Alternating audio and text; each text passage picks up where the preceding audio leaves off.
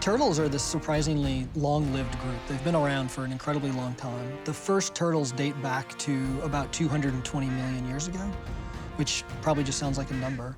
But if you think about the age of the dinosaurs, the first dinosaurs are at about 230 million years ago. So turtles have been around for this incredibly long period of time. And the first turtles that we know of at this point is called Odontocheles. And Odontocheles looked a lot like a turtle, but it didn't yet have a complete shell, and it still had teeth. These early turtles also didn't yet have the ability to retract the neck fully into the head. And so oftentimes what you'll see on some of these earlier turtles is they have a very spiky neck, and also a fairly long neck. And presumably that's because those spikes were to protect the neck. Those were defensive structures. And it wasn't until later that you start to see this really unique ability to either completely retract the head and the neck into the body, or in many turtles also, as opposed to pulling the head straight back, they'll actually turn the head sideways and then pull it into their shell that way. Jump forward 10 million years, and you get a couple of different fossil species that now have a complete shell, and they've lost the teeth, so they now have what we call a beak, which is what all modern turtles have. So by 210 million years ago, you've basically got animals that look a whole heck of a lot like turtles do today. I mean, turtles sort of found this incredibly successful body plan. And there's certainly been lots of evolution in that 220 million year time period. Some of the earliest turtles clearly had sort of a shell and armor to some extent to basically act as sort of defensive structures to help protect them. Ha! Are you guys okay?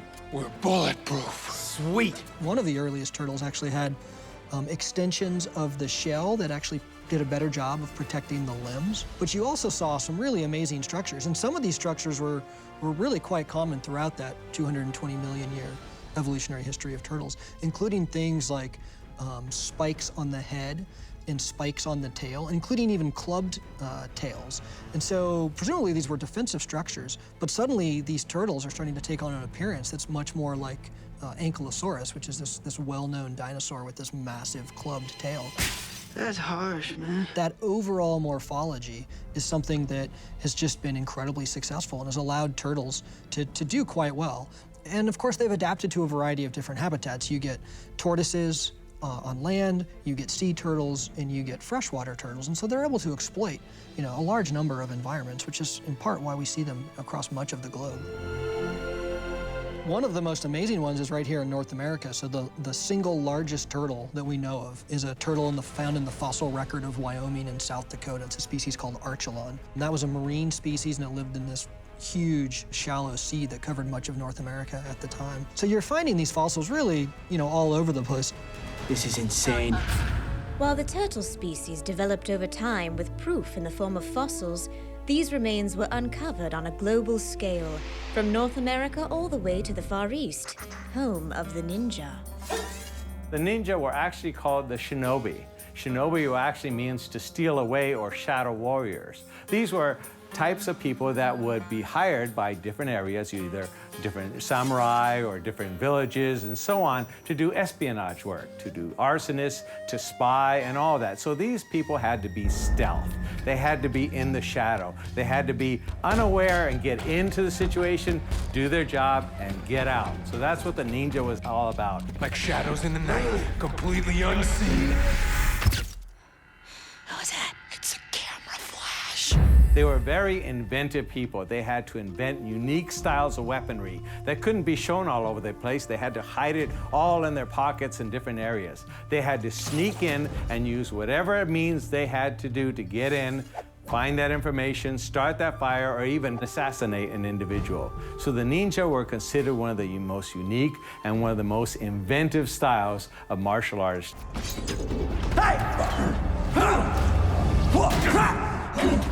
As the 12th century to the 15th century went by, the folklore of the ninja became more and more prevalent. All of a sudden, instead of just men, they were like ghosts that would appear out of the shadow. Later, during about the 15th century, things kind of changed. There weren't that many wars. The Tokugawa period came in. The samurai will kind of be removed. So the ninjutsu, the ninjas, which were called the shinobis, still wanted to survive. They still were needed, But what they had to do is change the whole outlook for how everybody looked at them. So instead of saying, oh, that's an assassin walking by, they had to change the name from shinobi to ninja. And from ninja, they made it more of a martial art. So now people were learning it more of a martial arts style. So now they were creating different sets of how you'd structure things, how you climbed walls, how you use ropes, how you do different things. And now is it more acceptable as a martial art form. And people looked at the ninja with awness rather than, ooh, they're just assassins. While the legend of the ninja grew, the secret clan had to continue to adapt and evolve as decades passed, much like the turtle over centuries. Longevity in turtles varies across species, and the sad reality is that we actually don't have a very good idea of how long turtles can actually live to.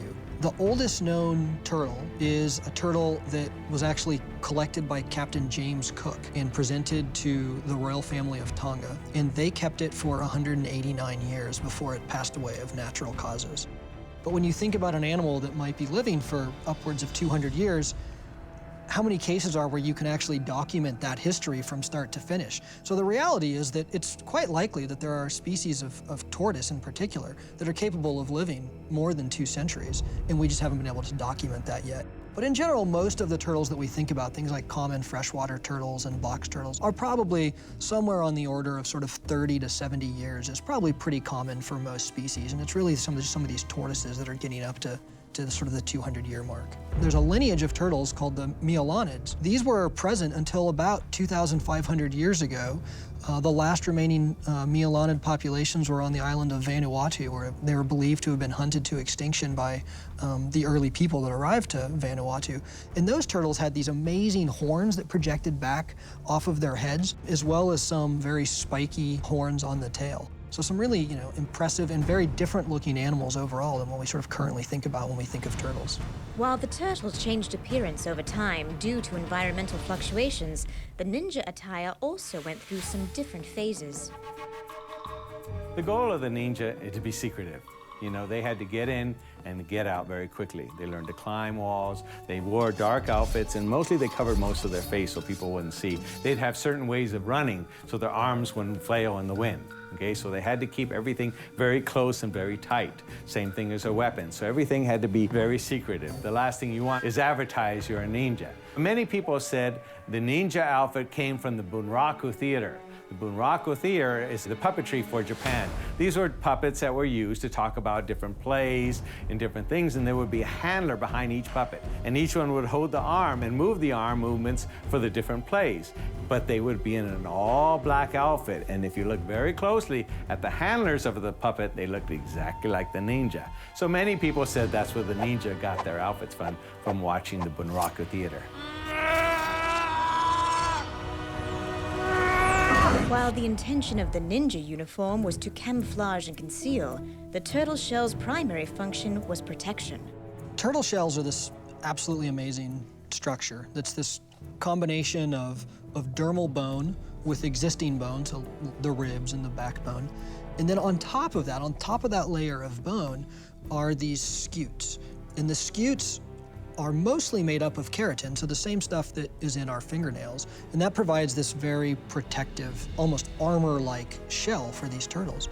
Turtles, of course, are vertebrates, and like all other vertebrates, turtles have a backbone. They have a vertebral column, and that vertebral column is fully integrated with the shell, with what we call the carapace, which is the top part of the shell. And so as you move along the neck of a turtle, you move down through the cervical vertebra, eventually you get to vertebrae that are actually fused with the shell. And so the vertebra and the ribs are forming part of the skeletal structure that is the shell. And so there's no way that a turtle can leave its shell, because the shell is completely integrated with the entire body of that organism. While the turtle shell serves a defensive purpose in most cases, the ninja were also developing defensive skills, changing and adapting their physical appearance to remain in secret. One of the most unique aspects of the ninja is being able to camouflage himself. Now, most people see the Hollywood ninja in the different black outfits, and that is quite true in some cases. But they had to dress to get into different situations. For example, sometimes they dress as a geisha to get into the gate and to get into the fort, or a woodworker or a priest. Now, for the ninja, unlike the samurai, the weapons they used were part of their tools. So if they had to climb a wall, they would use the sword as their ladder. They would hide their weapons in different places so they can throw them out very quickly. They use poison, they use different types of things, whatever they needed to do, make it small and compact to whatever they wore, and get into the situation. Sometimes they'd hide in the water, you know, with a little reed on top to hide underneath, or sometimes they'd hide in the ground. So whatever they needed to do their job and get paid, that's what they would do. While the ninja developed many impressive skills, the impervious turtle also has many astounding traits. Because you see turtles in a wide variety of habitats, their unique adaptations differ by some of those habitats. So leatherback sea turtles, for example, are capable of making these massive dives to impressive depths, like 4,000 feet deep in the water, looking for things like squid and other food items. And that's pretty amazing to think about, to be able to sustain a dive when we are encountering atmospheric pressures that are as great as you would experience at 4,000 feet of depth.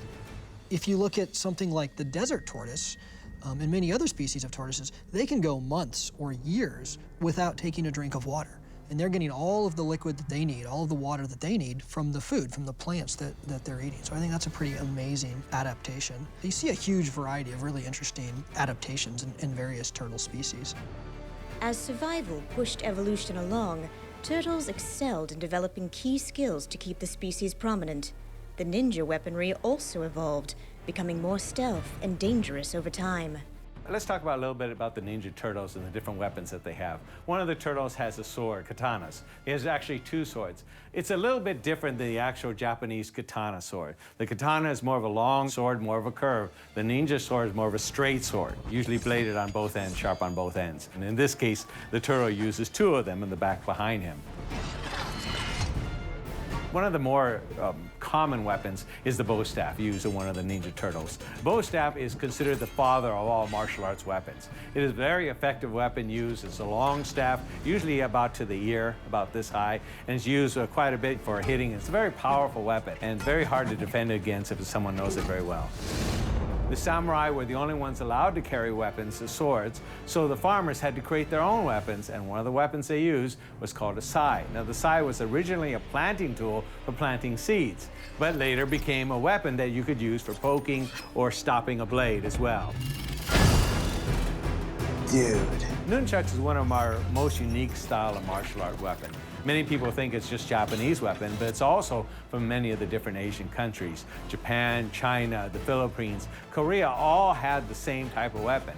The nunchaka was actually a long pole with a small stick on the end and was used for making wheat and rice. So they were pounding it. So when you see the old movies or the old pictures of someone pounding rice and wheat, it would be a nunchaka. And all they did was just taper it down and make it small weapons, and it became very popular. While ninja artifacts and recreated weaponry can certainly be found in and amongst Manhattan, the turtle has also found a home in the Big Apple. I think one of the most interesting and sort of realistic aspects of the Teenage Mutant Ninja story is that in the earliest incarnation, it was that these turtles were dropped into the sewer, were living in the sewer. And what's interesting about that is that in New York, there really aren't that many native turtles cruising around New York. But you go to New York City, and there are some turtles. There's actually a number of turtles hanging out in Central Park, the most common of which is the red-eared slider. This is the most common species in the pet trade.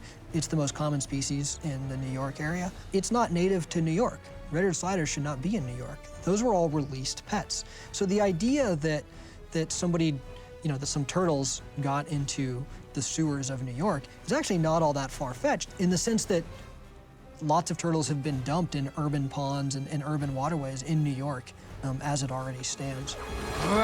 Please keep your arms and legs inside the shell at all times. One of the biggest areas of turtle research that's really grown in the last, I'd say 25 years, is the conservation science. Trying to figure out what are the threats to these various species and what we can do to try to keep some of these species on the planet. It's certainly my hope that people can see the movie, they can get excited about turtles, but then they can sort of take those extra few steps and really learn a lot more about turtles and realize that there's this big conservation side that we should all be really passionate about as well.